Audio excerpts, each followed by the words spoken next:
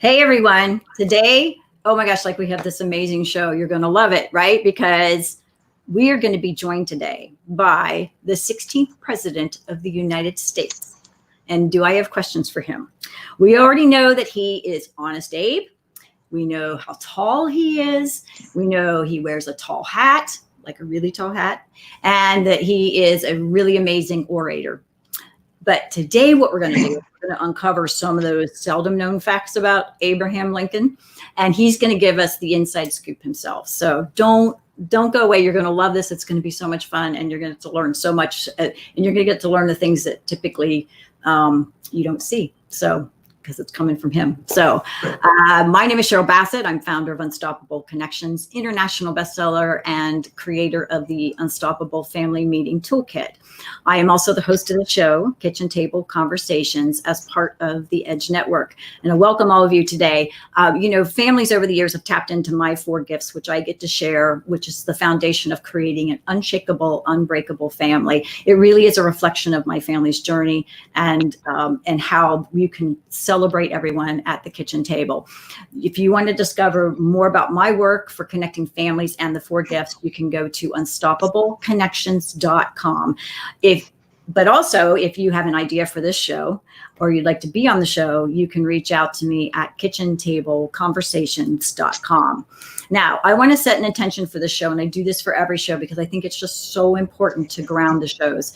And we do that because what this show does is that we cover the fun stuff, the tough stuff, and everything in between. This is just like the fun stuff today, right? Getting to do this interview with the president, former president. So, but what we also do is we celebrate in that the 4th gift, and the 4th gift is the gift of love. And in that is the celebration and the unwrapping of that, where we choose to value ourselves and others. We celebrate ourselves and others. And so that's what we come here today with, an open heart and an open mind and a true celebration of the person who came here today to share their heart, their talent, their gifts, their passion with us. And that's what we're going to be doing. So before we get to bring Abraham Lincoln on the screen now, I'm going to read a little bit of his bio.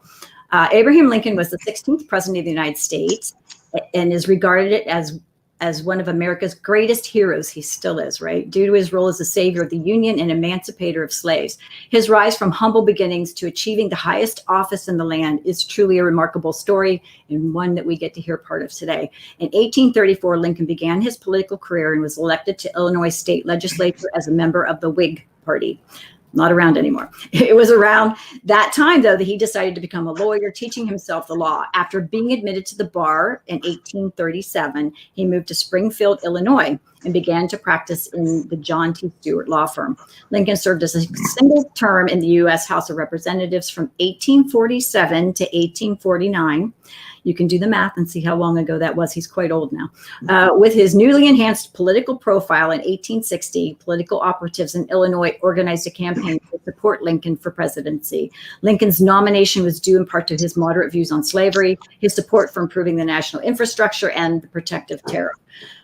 Lincoln received not quite 40% of the popular vote, but he did carry 180 of the 300 electoral college votes, thus winning the U.S. presidency. So now, to share even more about how all that happened for him is, let me bring him on the screen. How do you do, Ms. Cheryl? How are you?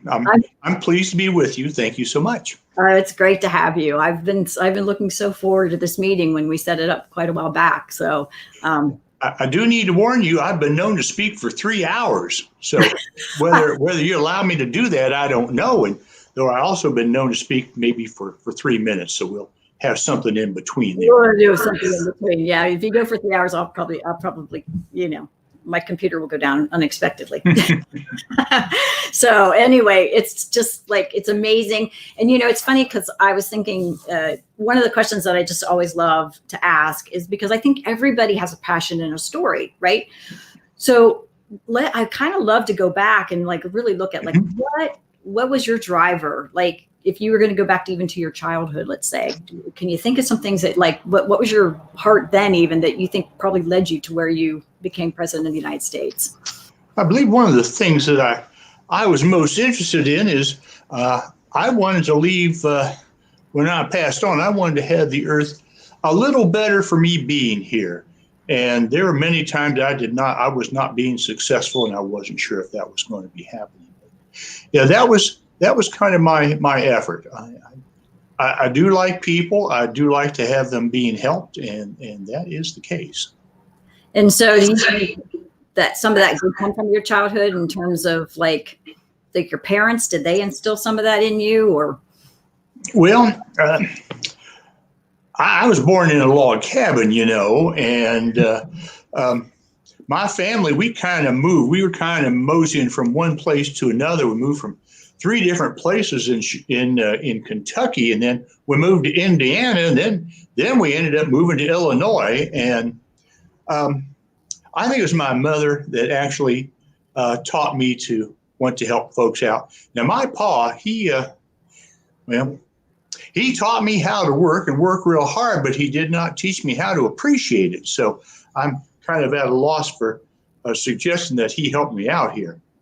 Okay. I think we all have that sometimes. I'm getting a little feedback, but we'll keep rolling through this. I'm not sure where it comes and goes. So, so what are some of the lessons, though, that you think that you've been able to share over the years? Well, I think that the one that I've said before, and I'll say it again, I think you need to treat people as you would like to be treated. Do unto others as you would have them do unto you. I've basically said, if I can find a church that has loved the Lord with all your heart and mind and soul, and your neighbor as yourself, that would end up being the church that I would like to go to. That's great. Yeah, that's so important and so beautiful. So I know you had kids. Yes, I did. I have four children. I have 4 boys now. We, as a family, we wanted to have a girl. We never had that happen. But yes, I have a boy. His name is Robert, and he was named after my wife's father. And he's Robert Todd. And then we ended up having a boy named Eddie. And Eddie was named after a friend of mine. Then we had Willie, and Willie is named after a relative of mine. And then we had our last boy, Tad. Tad was actually named Thomas. He was named after my father. But when I saw him initially, he had a large head, and he was a wiggler all over. And so I called him Tadpole. And Ted, I'm very sorry that name stuck with you, but that's kind of how it came about. I think it's adorable. He might actually think otherwise, though, right? So well, yeah, I imagine so as he gets older. So what was the age range? Like, well, the age range. Robert was born in 1843, I believe. Mrs. Lincoln and I had been married for about a year. And then we ended up having Eddie. Unfortunately, Eddie was kind of a sickly child, and he did pass on, as unfortunately, oftentimes things did happen back in those days. Then we ended up having Willie around 1850, and then we ended up having our ornery child, Ted, around 1853. So Robert was way out there. He was an old feller when my other children came along. Yeah. We I have 4 grandbabies, 4 boys, and obviously you said you lost one, which is, you're right. We don't have all the conveniences back then that we do today, right? Yes. I'm sure you can speak to some of that as well. I know when you and I first met, you were getting on an elevator and was quite fascinated with. It's magic to me, all of these things that folks have. Now I know how to start a fire, but people tell me you can push buttons and twist knobs and things and make fire. I'm not sure about that. And then the folks that say they can fly, well, I worry about them. I really do. Unless you're swinging from a rope and on a tree and jumping into the river, that's about as much flying as I have done. And as a kid, did you love doing that kind of stuff? It was a lot of fun. As a boy, I was able to. Well, folks here, what did you do for fun? Well, I ran, I jumped, I did like to fish. But my pa, once I got to a certain age, he thought the fun was over, and he would, when I was about age 9, he put an axe in my hand, which is very helpful. But he put that axe in my hand, and I was supposed to get out and do some work, some of that manual labor that I did not appreciate. Yeah. Yeah, dads do that, don't they? So your kids, as they grew up through the years, do you think that there were some really like life lessons that you got to share with them, things that maybe you didn't get from your dad? Did you give them still some things differently with them? Well, as I think about my son, Robert, unfortunately, I was a lawyer, and I was working basically it's the 8th Circuit of Illinois, and I had to be out on the circuit for about 3 months at a time. So unfortunately, my boy Robert did not get a chance to see me all that much. But my younger boys, well, they are ornery. They are ornery, and I did not help to teach them not to be ornery. Matter of fact, I kind of instigated some of that stuff. Reminds me of a story. We were going to go visit Mary's family. We were coming from Springfield, Illinois to Lexington, Kentucky, and we were riding upon a train, and I just let my boys do whatever they wanted. And there's a fella off in the distance, and you could see he was being irritated about that. He was tisking and things like that. Well, got off the train, and he ended up going to Mary's parents' house. He was apparently a friend of theirs, and he was complaining, my goodness, these little boys were ornery. They were doing all kinds of things. And then there was this tall, gangly guy that was just helping them out. And then they heard the horse's hoofs a coming, and he looks out the window, and he goes, well, there they are. And he hightailed it out the back, and, well, it's a pleasure to know you. So you were an instigator. I love that. Yes, I was. Yeah, you're reminding me of my father. He was quite the instigator. He loved to mix it up and see what he could stir up all the time. Yeah. So and there can be fun in that. Yes. Yeah. Well, we don't want to hurt folks. There's a little teasing, but you got to know what your limit is. Yes, that is true.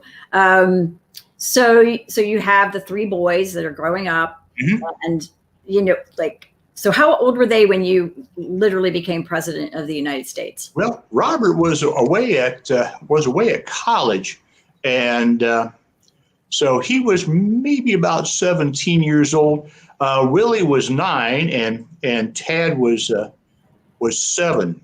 And you know what? That reminds me of another story. Now, it's not me being ornery; it's just me concentrating on things, and I shouldn't have been concentrating all that much. We were still living in Springfield, and Mrs. Lincoln just about had it up to here with the boys, so she basically told me to take those fellers out and carry them out in a wagon. So I did, and I was reading a book, and I was pulling the wagon, and children will be children and boys will be boys, and Willie was ornery, and he pushed 3-year-old Tad out of the wagon. And Tad was hollering left and right, and I wasn't paying any attention. I was reading real hard. And what I ended up doing, the neighbor comes running up and said, well, Mr. Lincoln, don't you know that you've lost a boy back there? And I said, gee, no, I didn't. I went back and I tried to comfort Taddy as best I could. Oh, Tad, I'm so sorry about that. And the fella comes over and he's got his hands on his hips. Did you not know that you had lost the boy? And I said, well, I did notice that the wagon was a tad light, and so yes, Tad was okay. So maybe the law of maybe not reading and driving was a good one. Well, that's true. Now, if you got a horse and buggy and the horse knows where she's going, that's okay. But yes. Yeah, that's funny. So when you then moved into the White House, right, which was a crazy time, I'm sure. It was, well, yes, it was. And I tell you that Washington City was what we called it, was not a bed of roses.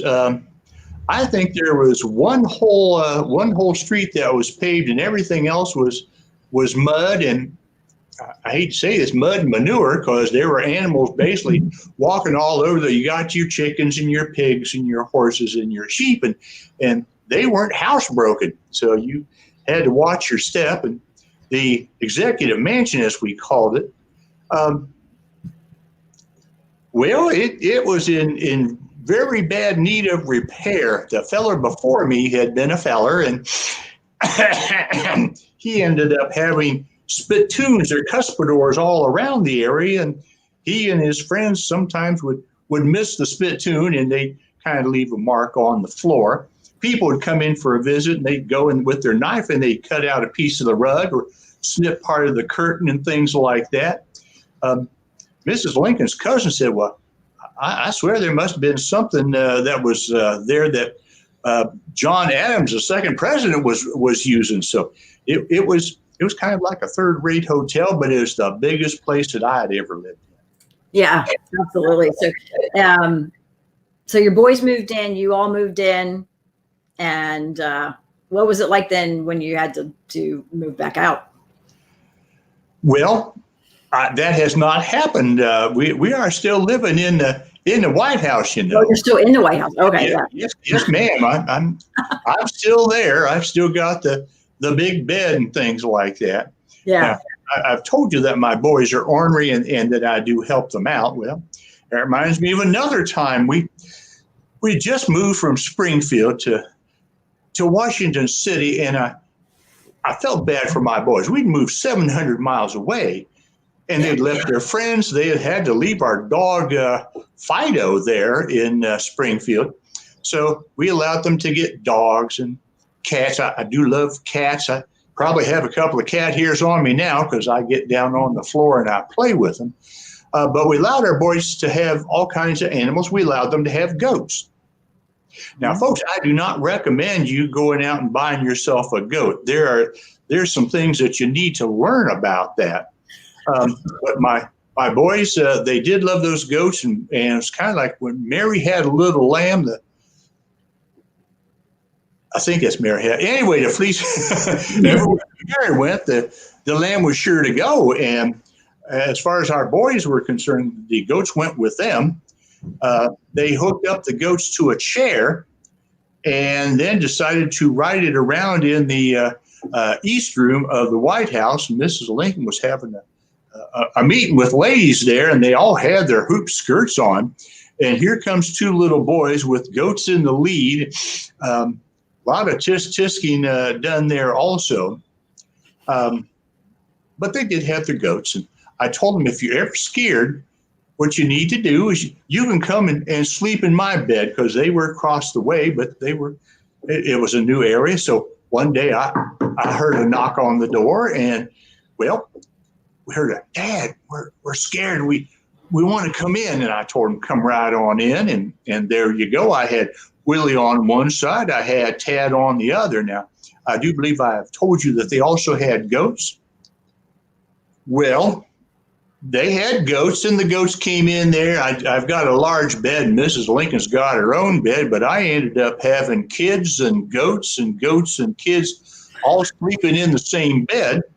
Now, I don't know if you've ever been one of those folks that had little brothers and sisters, and you're trying to sleep with them, and they wiggle and poke you and things like that, or if you were the ornery one and wiggling, poking around. But in the morning, I woke up and well, my goodness gracious, Willie was there, and his goat was next door too. Now, Tad, on the other hand, I looked for him, and I did not see him, but I did see a goat with goat face and goat breath and goat beard looking right at me, and they do not brush their teeth. They're kind of nasty, but Tad was over there, so we helped ourselves to the animals that were around. So, well, I love goats. I don't have any. I don't know that I'd want them sleeping in my bed with me, but maybe I would. Well, if you drop a sock and there's goats around, I'll tell you, you might as well drop the other one too, because you don't want it the way it comes out in the end. Yeah. Well, and I thought that was just the dryer that did that. Anyway, I don't know what a dryer is. Exactly. I'm sorry about that. Yeah.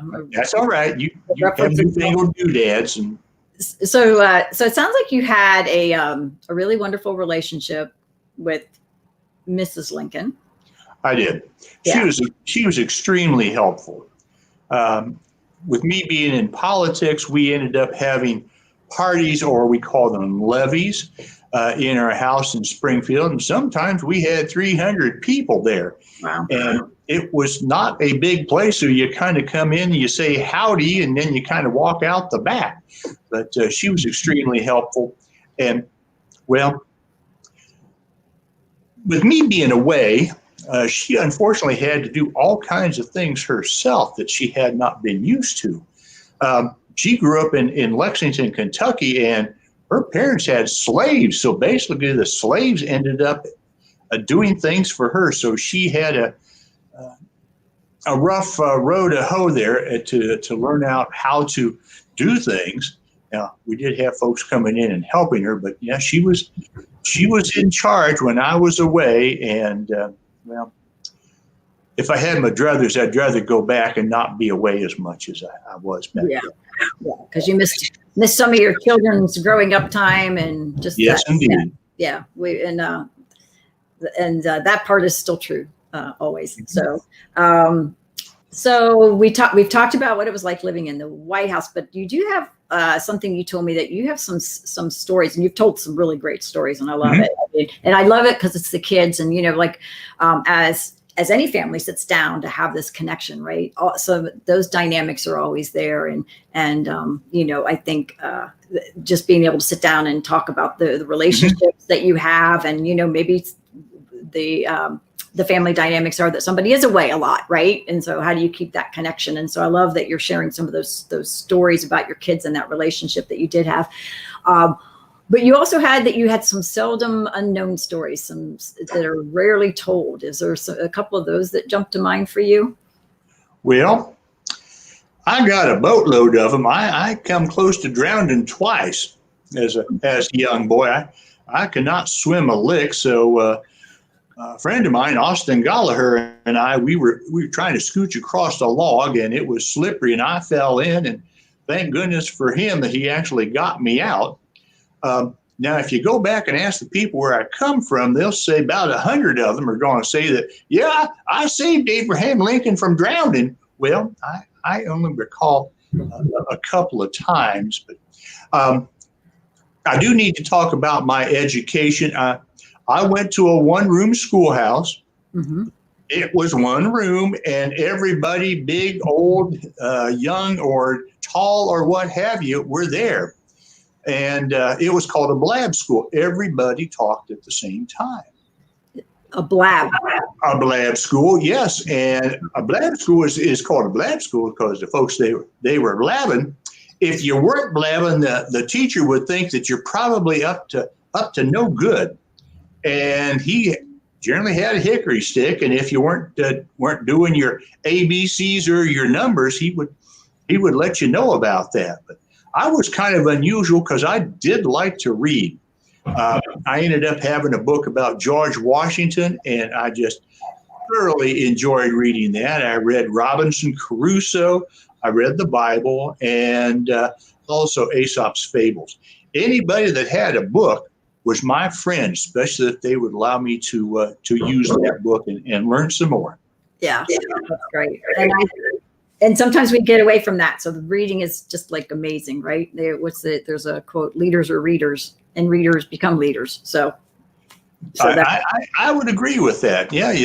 You only know so much about yourself, but if you can get the knowledge from someone else, that's having them right next to you, helping you out. So I wanted to ask, this was one of my questions I wanted to know. Mm-hmm. I know they call you Honest Abe. Mm-hmm.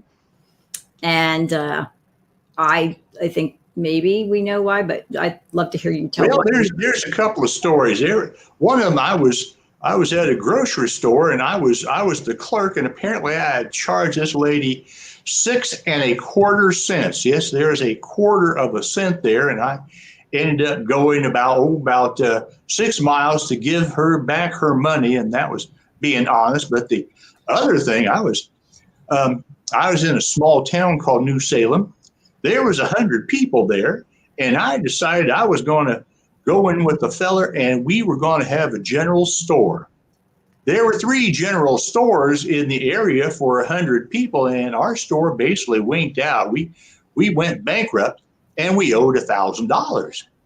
Well, my partner, he up and died on me, and so it was basically said that I could pay my $500, but I said no, I don't believe that's the way I should be. So I paid back the $1,000. It only took me 13 years to do it, but folks, most of the time, if you're an ornery cuss and you went bankrupt in Illinois in the dark of night, you would leave.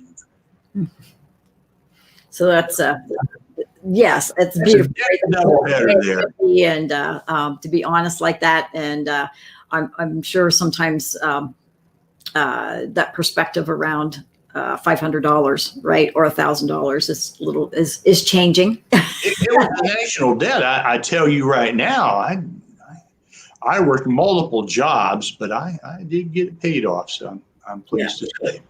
That's great. So, well, is there any other story you'd like to share? Because we are getting close on our time here, but I wanted to give you a chance to share something like that, something that maybe, again, is something that we didn't know about you. Well, again, I have so many things.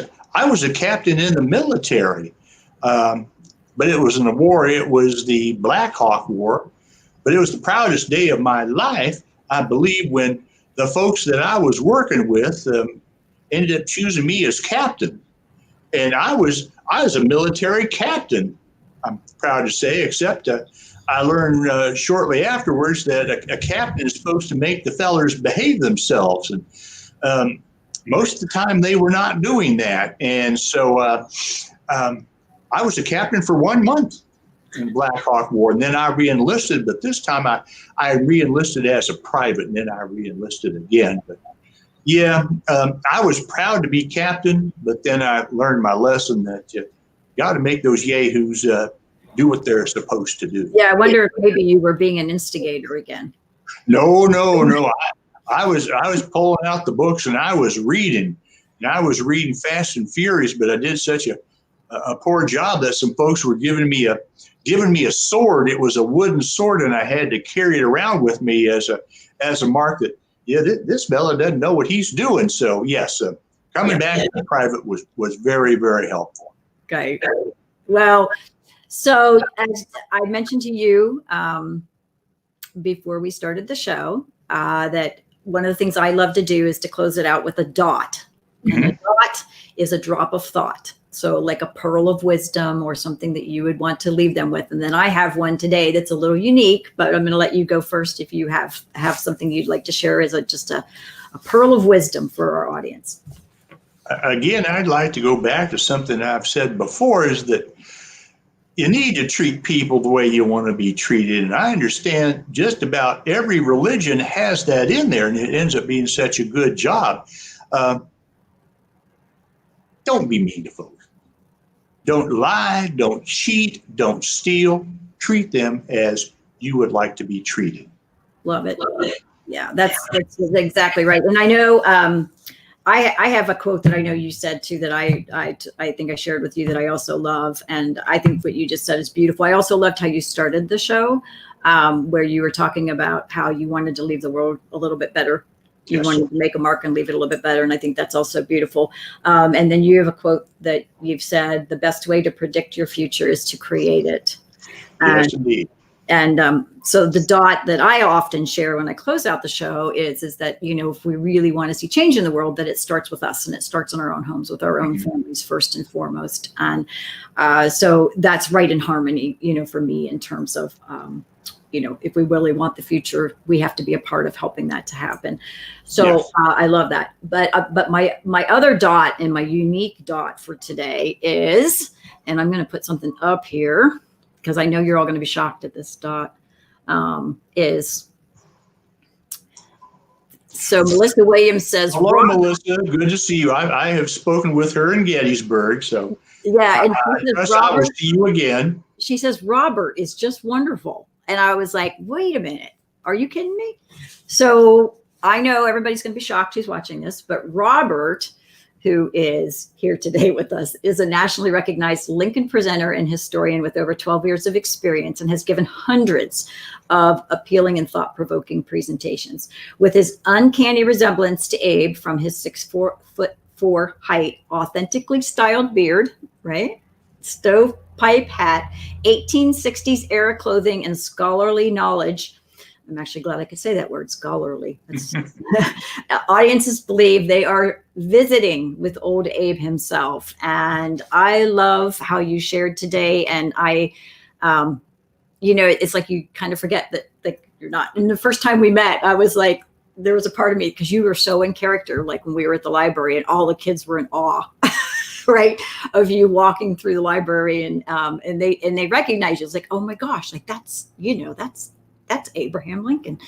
So that I think is just like really cool. I'm going to put something else up here though, because if someone wants to get in touch with you, let's see if I can replace that. There we go. They can actually, you have a website. I know, like, it's amazing. You have a website. Like, how did that happen? I have a thing called a website. There's no spiders in it and things like that. So you don't need to worry about that. I can come to visit, or I can be seen by you by some sort of newfangled doodad. But if you contact me at my website, I think that will work. And that is because I know some of our audience is going to see this, but later some people might be listening. So it's Visit with Abe.